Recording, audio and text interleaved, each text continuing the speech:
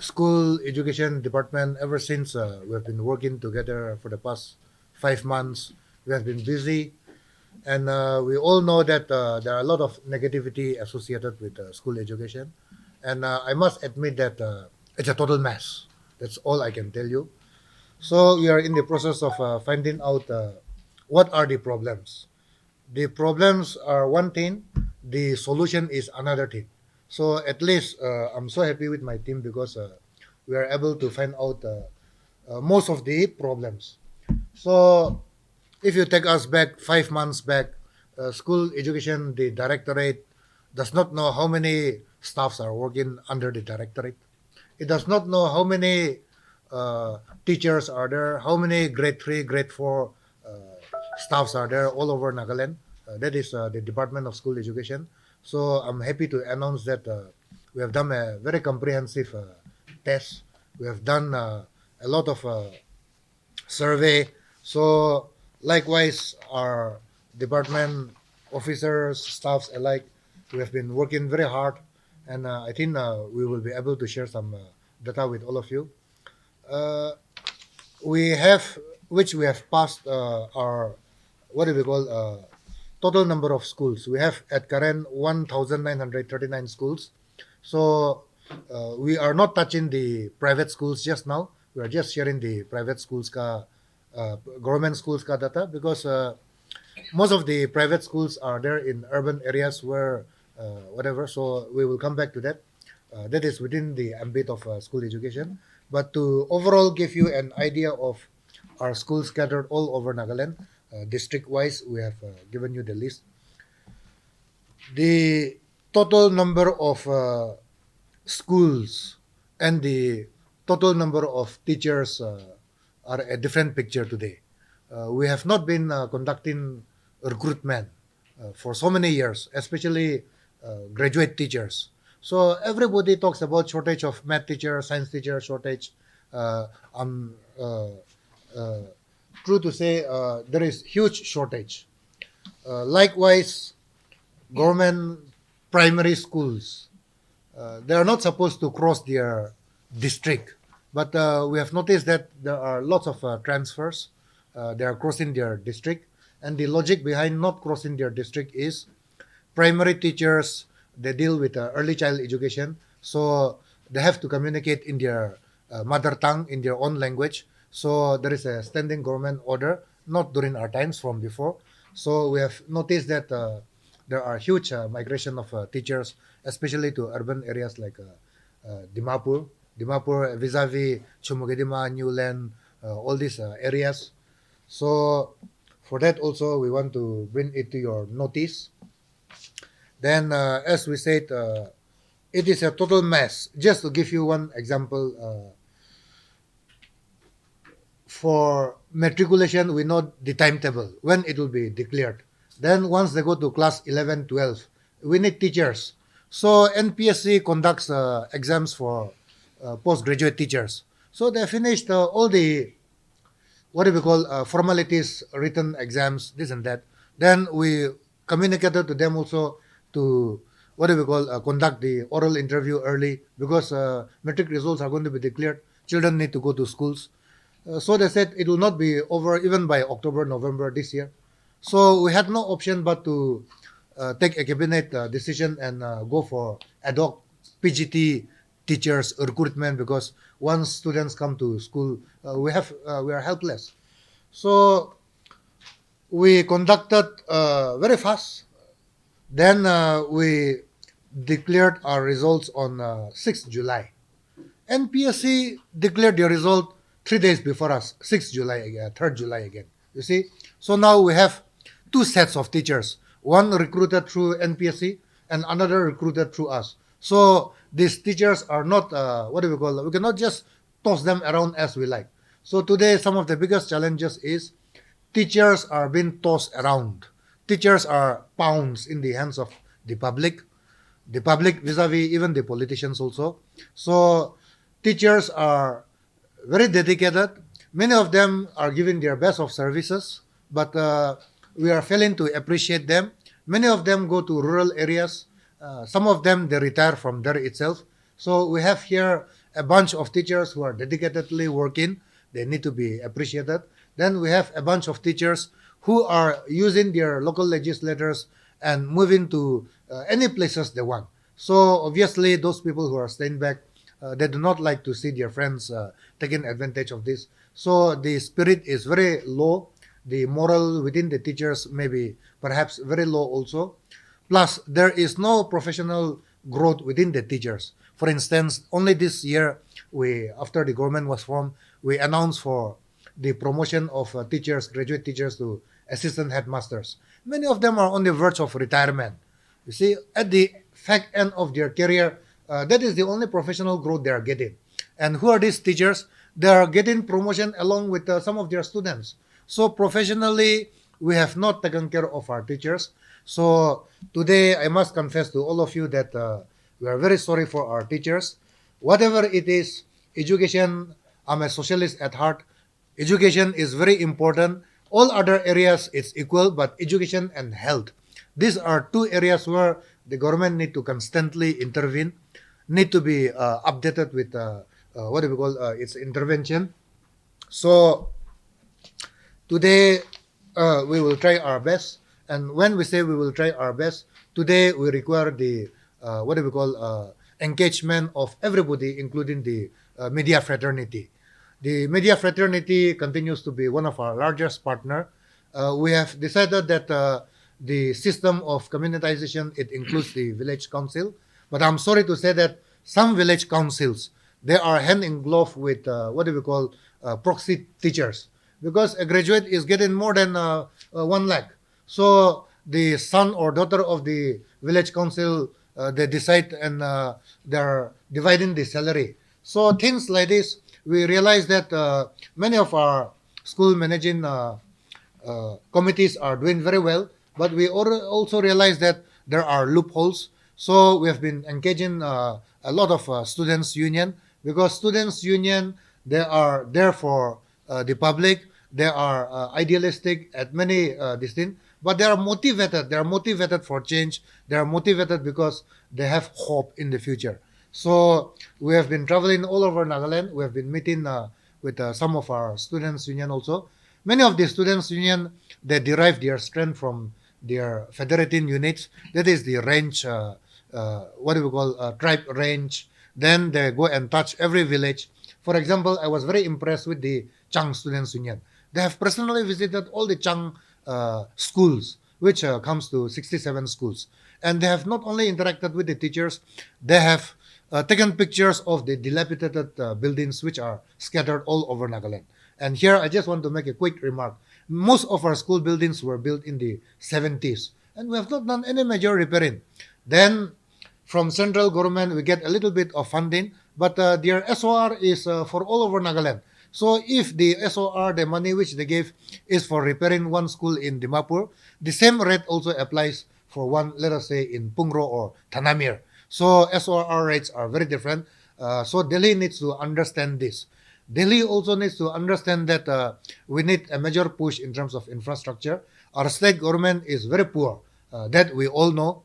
The school education department, we are the second largest in terms of strength personnel. The police department is the largest. But when it comes to expenditure, the school education department is the largest. 1,730 crores are spent just for teachers and staff cost salary. So if you look at the police department, they are a very well-oiled department.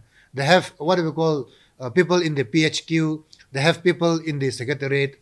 They have people in the battalion, in the company, what do we call this thing? So they have deputy commandant. If they are missing, they have an adjutant. Whereas for teachers, it is not like that.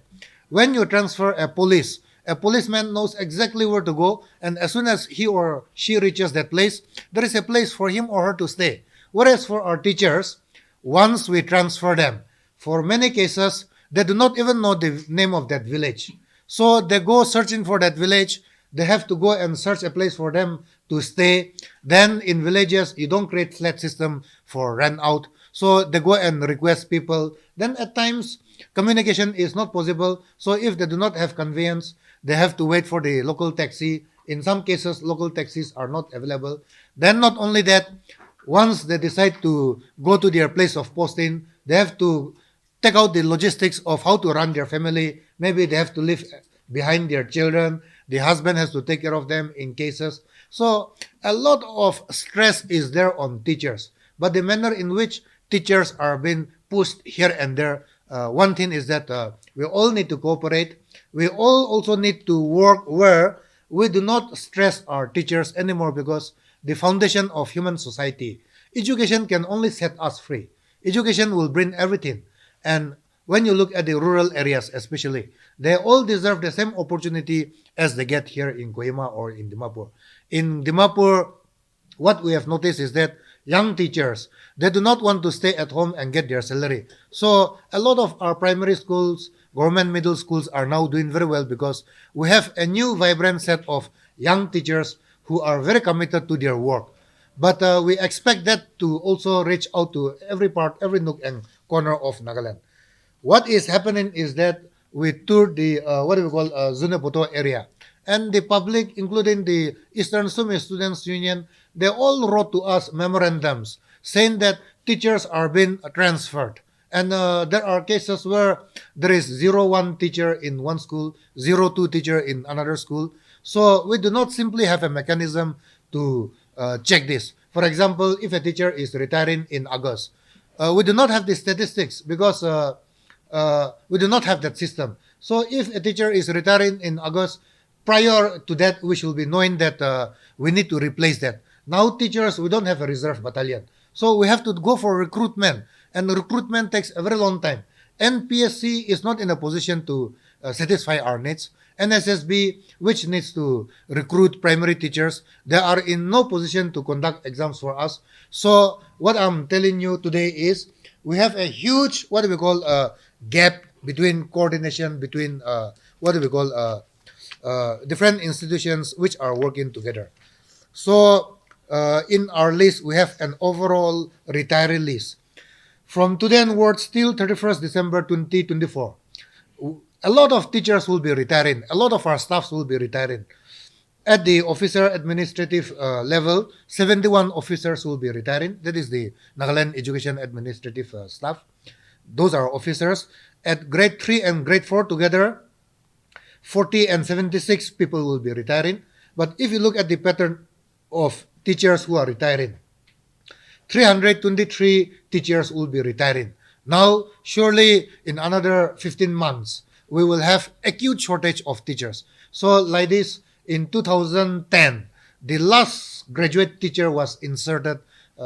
Some people call it backdoor, but whatever it is, they were regularized. So that was done, and most of the teachers who were regularized during that time, I think the figure is 373. Not all of them were graduate teachers. Graduate teachers will be around 70, 80. I do not have the final list just now. But they were there in service for already 15, 20 years. So 10 years from 2014 till today, most of our teachers are now, given the last recruitment, are in the age group of, they have around 10 years of service. So what has affected school education very thoroughly is seniority has killed the department. The Directorate, I'm sorry to say this, the Directorate is already dead. I can say. We have the Directorate, which is working very hard, but it is run by directors and additional directors. But the kind of cooperation they are getting from the senior officers, it is simply not there. I'm sorry to say this because I've told them the same thing. There were teachers, they were standing inside the classroom throughout their lives. Then they come to what do we call Directorate, and they know nothing about administration. So throughout their lives, they were asked to do sukha kheti. Then at the end of their career, they were being forced to do pani kheti, which they have zero knowledge. So a dealing assistant is scolding them. They are made to feel very low, you see. There are officers, they should be pushing up files. They should be running the administration. But they simply don't have, what do we call, interest. Likewise, at the district level also, we have the district education officer as well as the sub-district education officer, SDEOs. Many of these are there posted at the end of their career. So they have like 5-6 months of retirement left. So there is a case where in one district, 4 DEOs were given farewell in the same district. So it is human, what do we call, instinct that when you're on the verge of your retirement, you are not going to be sitting there touring villages, touring schools. You are least bothered about what your work entails. So you're just running around for your pension. You're just using that. So today we need to do a lot of changes. One of the first major changes which we have not yet proposed, we will take it slowly, is the need to kill the seniority. We need to have lateral entry into the service. So initially we will give opportunity to everybody. Then midway through their career, some officers, some teachers will have to be picked up, and they have to look after districts. They have to have complete know-how about their districts, about their, what do we call? Earlier, what we were doing is, in this or that school, so-and-so number of boys and so number of girls were there in class 5. You see, there was no human touch. Starting this year, we have made sure that we write the name of the pupil, we are writing the name of the parents, because a lot of impersonal touch has been there in school education. People are least bothered. People come and ask me to transfer teachers. And if you look at that, many of them come with what do we call heart-wrecking stories, like so-and-so is ill, they need to take care of their family members. So in a way, our department has become what do we call impersonal to all this. There is no more emotional touch with this. You see, that I'm sorry to say, we need to recognize real people with real problems.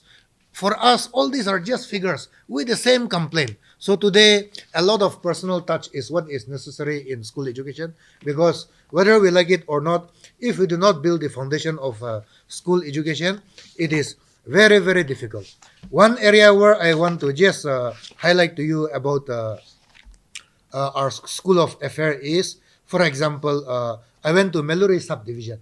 Meluri subdivision represents the ills of our, what do we call, department.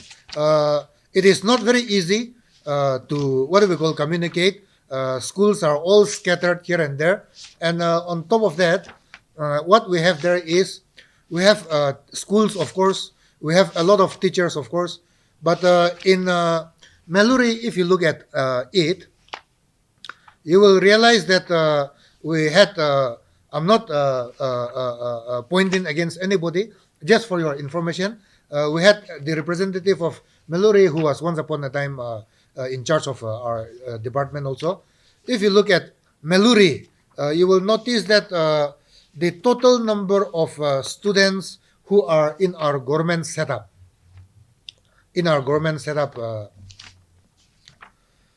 I'll just give you the figure.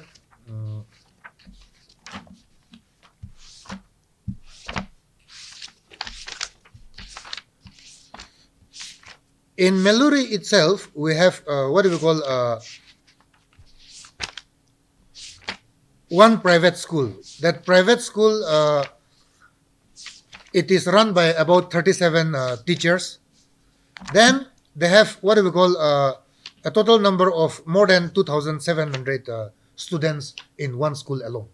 So in Meluri, if you look at the total number of schools, government schools we have, all scattered. What is it?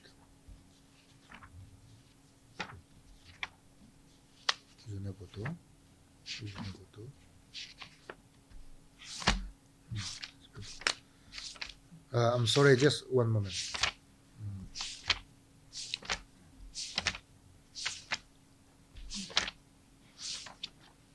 Okay, I think I'll remember. So the total number of teachers we have there is more than 500.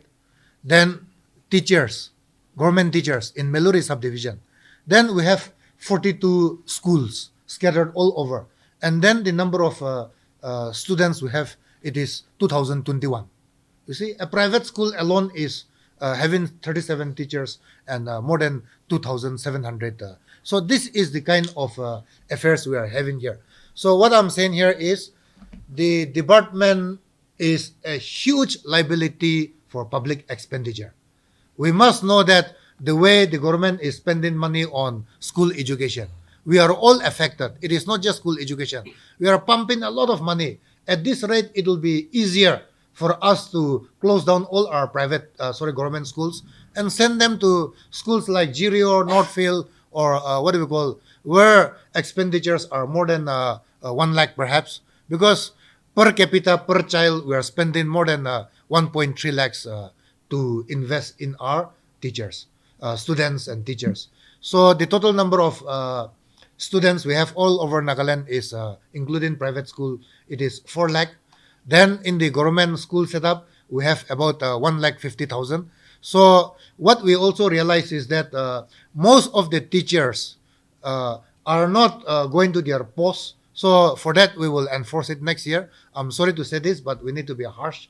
So that will become compulsory next year. We have devised a particular software technology to take their attendance. So that will be impossible for them. Then if they are not going to their place of posting, we will show cause notice and we will start stopping their salary. The other thing is many of these teachers are not in school. So poor parents, they cannot afford private schools. But yet they know that this school does not have a math teacher for the past 3 years. It's not just this year. They do not have a math teacher for the past 6 years. So without any choice, they are sending their wards, their children to private schools. They cannot afford. Ideally speaking, if our schools are functioning, if we have the sanctioned posts, our teachers, if they are there, our parents will be surely happily sending them because teachers are much more educated in the government setup. They are all very well trained. And on top of that, this, parents will be more than happy to send their children there. So what we see today is, if you look at 250,000 school children, at the minimum of one child who is going to a private school, if they are spending 15,000 per child, which is the minimum, which includes their school uniforms, every day, some pocket money, their books, etc. So in a year, what we have noticed is that more than 6,500 crores are spent just on school education in the private sector alone. So this will go up to more than 1,000 crore. So in rural areas, what we see today is parents, they go and ask their neighbors to borrow 1,000 rupees, 2,000 rupees. That still exists. And rural indebtedness is not easy. They're not asking for lakhs and lakhs of money. They're just asking for like 5,000, 3,000, you see. So the moment they finish, repaying this through their daily wage earner, they are forced to enter into a cycle of debt again because of their children. They're so happy to take care of their children, but they're in perpetual debt. So they bring down their village forest resources. They have finished off the forest, the timber. Now what they do is they start selling their destiny. Not only that, they are into debt. So this is one area where poor rural conditions in terms of livelihood are also because of this. So the moment we improve this, we are not very sure, but we are very hopeful that a lot of this will change. So to improve rural economy, it is important that we bring back the system of school education. And as I said, these are some of the areas. Here I've given you a slip. The school education, no officers want to come and work here. They are there because we have committed people. In the Secretariat, for example, if you compare with Home Department, they have a principal secretary, commissioner secretary, special secretary, etc., etc. Total, they have 23. Whereas school education, we have only 4. Then if you look at the Nagaland Secretariat Service, who are deployed till July 2023, in the biggest department, Home Department, they have 65 officers. Whereas in their department, we have only officers. So these 15 officers are running the affairs, state of affairs in Secretariat. Whereas Home Department is surviving with 100. So for us, we are here talking about a battalion. We don't have a battalion as such. In a battalion, they have a commandant who can take care of it. Apart from that, they have this kind of officers. So this is what I want to also bring to your notice. So we are also ask the government to make some interventions because we cannot even put up 2 files. You see, it is very difficult with such huge shortage. And on top of that, we needed committed people. So today, I'm very happy to announce to you that we have very dedicated officers. Our principal director is here. He's an alumni of IIM Ahmedabad. He is the what do we call HR manager just now, with his managerial skills. We are dealing with so many. So what is happening is that all complaints from the village, they come directly to Kohima. Since the district officers are not in proper position to do this, they come directly. So everything is being dumped on their head. Then we have a project which is currently running. You must have heard Nectar project. Madam Avelu, she is the deputy director for that, mostly in charge. So I've been telling her also, it is not a loan. It is a bucky. It is not a grant. It is a bucky. So we are using that to strengthen the directorate because the directorate is in total wreck. So if we do not strengthen the directorate, what do we call? It will go to total distinct chaos. So in the directorate is what pumps oxygen and blood into the system. It directs. Today, the directorate is in no position to direct because, as I said, we have our own problems. So some transfer and orders are being done in secretariat. You see, the secretariat has no business to do what do we call transfer and posting. You see, so today we are working with such difficult times. We hope to bring things into position. I will also like to bring to your notice that we did a review of how many people are deployed in the Directorate of School Education. You see, the easiest data which we can generate. So we now have the complete data. Currently, we have grade 1 and grade 2, 67 officers in the Directorate. We have grade 3, 157, and we have grade 4, 72 people. Now, this total employee of 431 people, they are all given different designations. 68 designations. Can you imagine?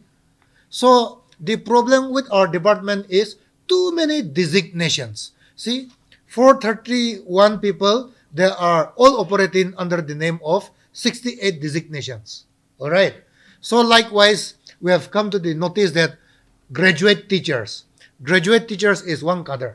Graduate teachers, they have different types of graduate teachers. You see, if it is PGT, postgraduate teachers, you can say subject-wise, zoology, botany, etc. But in graduate teachers, you have senior graduate teacher. What is the meaning of that? All right? Then you have graduate teacher, math, science.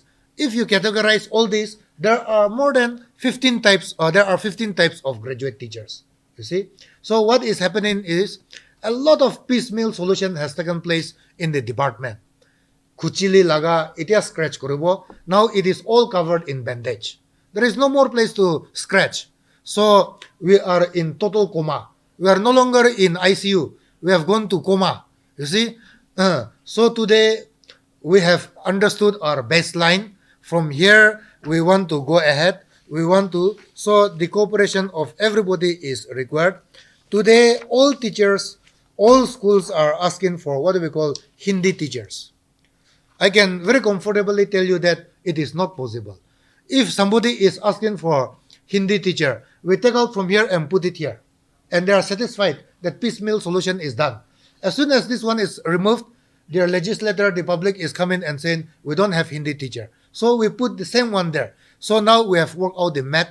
We will now exactly know how many, shortage we have.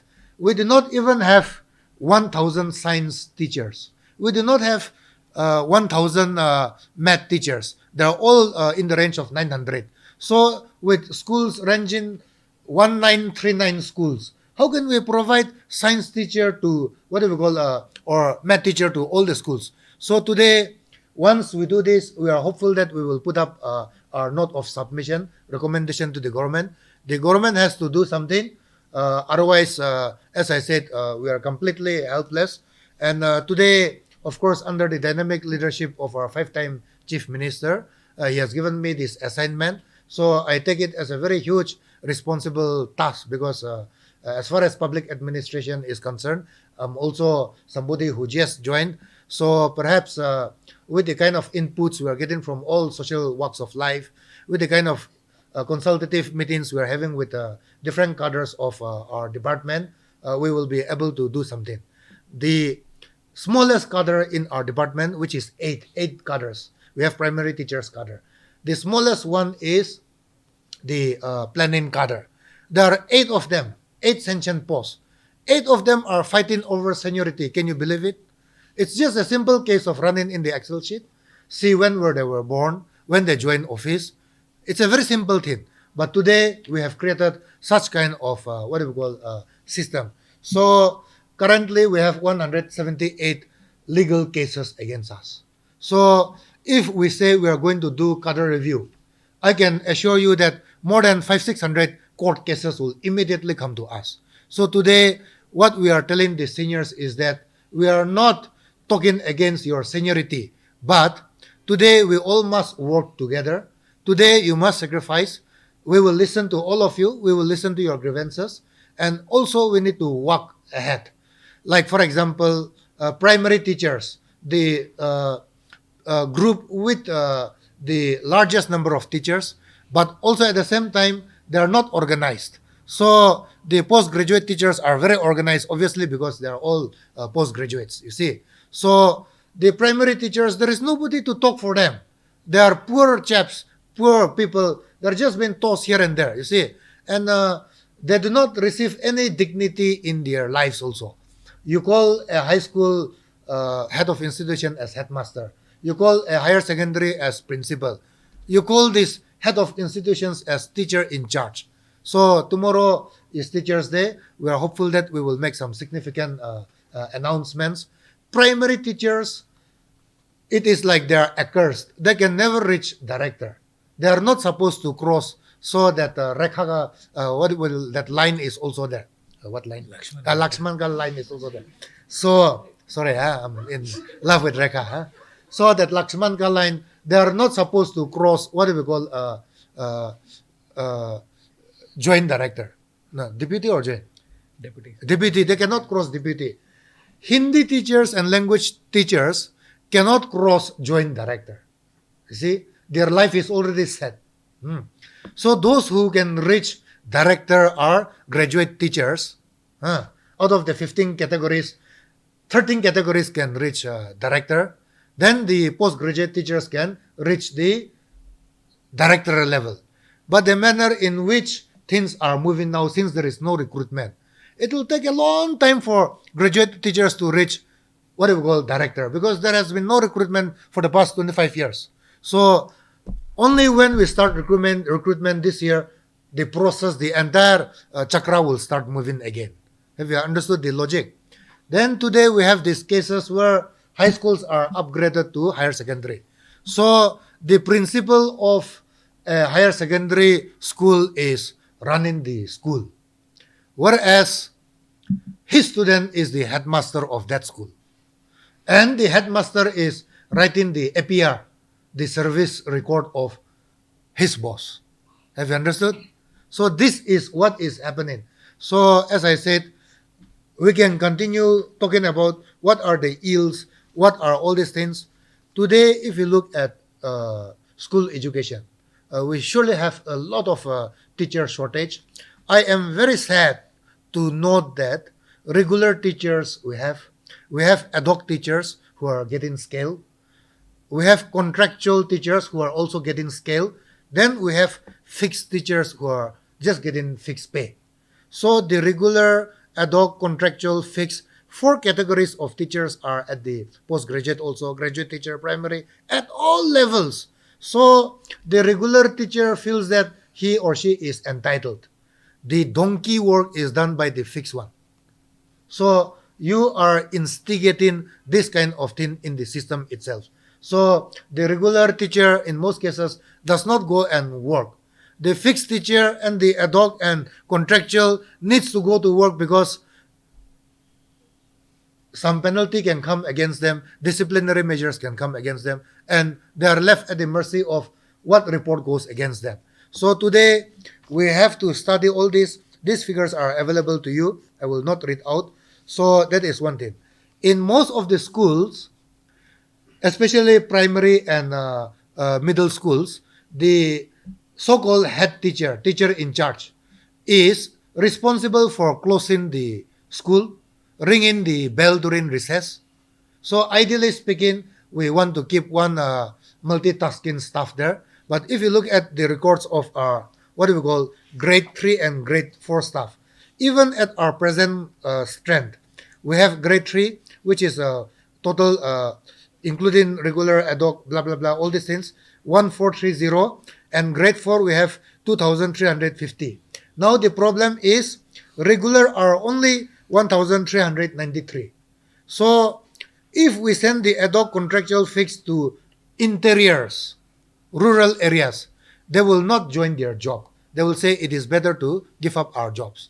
Today, after our exercises are done, we are receiving what we call resignation from about 15 to 20 teachers. Most of these teachers, now with our new system, they will be forced to go to the most interior places. It is like playing the roulette, tombola. So if their names pop up, they will have to go and there is no other choice. So from now onwards, they are putting their resignation. And I'm very sorry because we are losing a lot of talented people, you see. But this pool of talent comes in the category of ad hoc, contractual, fixed teachers. So it is very sad that people who are committed to education, now they are putting in their resignation. So this is one area where we hope to address very soon also. So likewise, people without any public or political connection, they retire at the place where they are posted. So what we are mooting is, which will not come immediately because it requires a lot of things, we will have to do equitable justice. So a teacher, he is in service for 35 years. So when you are in service for 35 years, graduate teachers especially, we will divide them into four administrative zones. So like musical chair, they have to move in 4 places. So we will of course give them preference of posting also. So if they want to take preference of posting in the first year, the first phase, it is totally up to them, but they have to rotate. So that we are working on it. The other is the primary teachers. Since they are not allowed to cross their district, we are also contemplating on assigning 3 administrative areas for them so that in their 35 career, they will know that they are going here. So once a teacher knows that you are going to this place and to finish the first cycle, you are going to be posted there 8 or 9 years, you are mentally prepared to go and habituate to that area. You are prepared to serve in that area, give your best to that area, and you know that you're not going to be there permanently. So when your next turn comes, you are prepared for that again.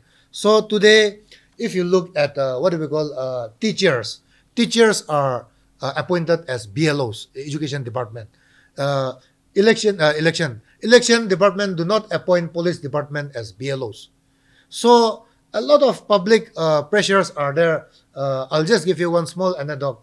This Kekhrielhoulie from Noklak, he came and asked me, and he is totally angry with one teacher. This person, it is not just this time. He has been, since I entered election, he is a BLO, and all the, what do we call, names he has included, he said these are all his property. So he said he will vote for, or he'll put proxy for whomever he likes, has been opposing him. So he was asking me, can you please transfer him to a very far place? So I told him, sir, shall I post him to Kohima or Dimapur? If Noklak is not that far, you see. But that is the kind of anger that come with.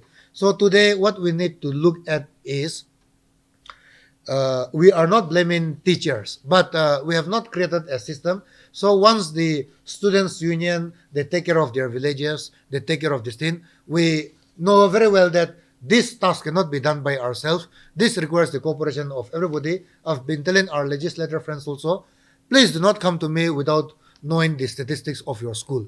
They just want to upgrade the school, whereas they do not know how many. So we are in the process of compiling constituency-wise 10 years of data for every school. We will have the complete set of teachers who are posted there. We will post teachers before they go for what do we call Christmas chuti, so that they can celebrate Christmas holidays, they can be mentally prepared to know that they're going to this place of posting. And all this will be recorded. Once we announce that, we will not be doing any more political pressure kind of transfer. Even till today, when I went to Zinupoto, they requested teachers to be retransferred because they have taken away all the teachers from their schools. So there are cases of 0 teacher schools, 1 teacher school. Then that teacher also has retired. So it has now become 0. So we have pushed back. Today I received a lot of support from many of my colleagues also. But I'm sorry to say that a lot of my own colleagues, under public pressure, are also forcing us to. So we need the cooperation of everybody. We will be steadfast. We will remain firm. This huge assignment, as I said, I also need political blessing. I also need to take strong political, whatever we call position. And with our chief minister, I'm hopeful that he will give us firm decisions to be taken, because to improve, we have to really work. And if you look at Zunaboto's human resource indicators, it is worse than Kifiri today. It is worse than the aspirational district. That's why I was telling the Deputy Commissioner of Zunaboto, at this rate, Zunaboto has to become an aspirational district. So, with this short as well as very long talk, thank you so much. Sorry? Oh, thank you. Yeah. We have given you some basic data for you to work. Avila, shall we circulate? We are hoping to make some radical announcements tomorrow. Hopefully, that will be our first major step.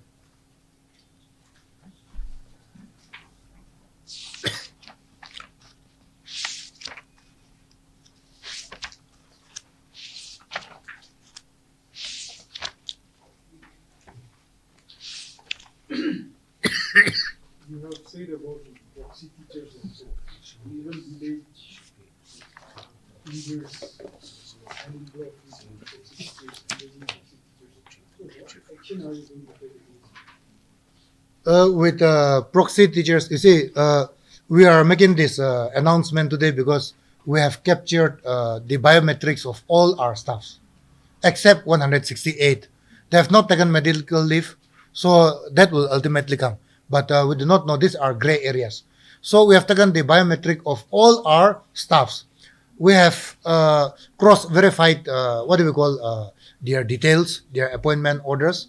That is the list we have done today. And it is not a stationary, what do we call, biometric. They call it the Smile app. They have to wink, they have to. So what we have noticed is that they are shooting the video of their own video. So we have spoken to the app managers. It has to have a natural distinct background. Then we have geotech all our 1939 schools. So within the perimeter of 25 meters, the real time, it is like the EVM machine. It has to be real time. So whether you have internet or not, the data capture in our app will be real time. So it will mention the date, the time. All those will be stamped into the non-chip. It is not a chip unlike the EVM, but it's a state-of-the-art this thing. So once we are able to segregate the data, we will know that cases of impersonation. So when we were doing this also, we had lots of cases of impersonation because some people were trying to enter into our system using this particular window of opportunity. So we have segregated a lot of, and we have caught some of them also outright impersonation. So we are going to institute show cause notice against them. Then we have also caught 9-10 of them who were holding 2 different jobs within the government system, one in our department and some in other departments. So this we will first issue show cause notice. So the process of refinement, I am not saying it's 100%, but we are very much confident that as we go about, we will be able to refine this thing. So the issue of proxy teacher will now become a matter of the past. So what about like schools that were like elevated to government middle school, and because of shortage of teachers, they have been now downgraded to primary schools, because there is one such school in my area because of no teachers, the school had to be downgraded to primary school. See, we are not against private schools. All right, that you must be very clear. If you look at private schools today, their number does not even reach 800, and they have, and we are 1939 schools. So we are not competing against them. We are providing service where private entrepreneurs, private parties cannot reach. Now, in many of the big villages, every KL wants to have their own schools. It has become a matter of pride. I'll give you outrightly the case of Kohima. They have 3 primary schools, and they're all saying, they are short of teachers. So if they have only one school, rather they will be able to, source us some of their destiny. On top of that, they have 2 private schools also. So as far as I know, from nearby villages, nobody will come to Kohima village except your own people to study at the primary level. So it is better for them to just have one school. That is what I will give a take it or leave it suggestion to them. We will give equal opportunity to all of them. We will have to ultimately close some shops, some schools. So we will not outrightly punish them. We will give them equal opportunity for them. Like, for example, of course, we have secular as well as all these church-run schools. If you look at Long Remendan School, the school which I visited first, there are only 2 high schools there. The other one is a government high school. So these 2, they have been competing with each other because only one can survive. This school is just on the verge of collapse, the private school. The government school is also on the verge of collapse.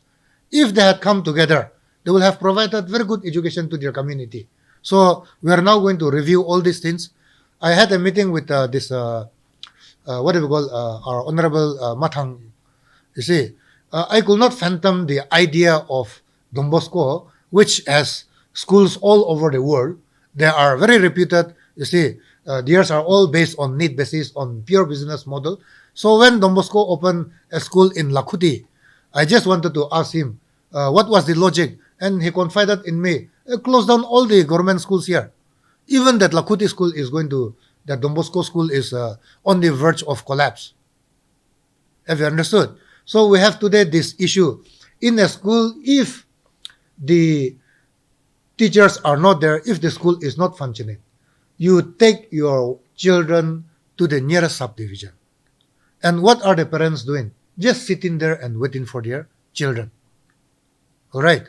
So you are no longer going to the field. You are no longer productive. You are just sitting there, for example, from Agaku, if you have no teachers, what will you do? You bring your children up to Agunato. And what will the parents do? It is not their village. They just sit idle.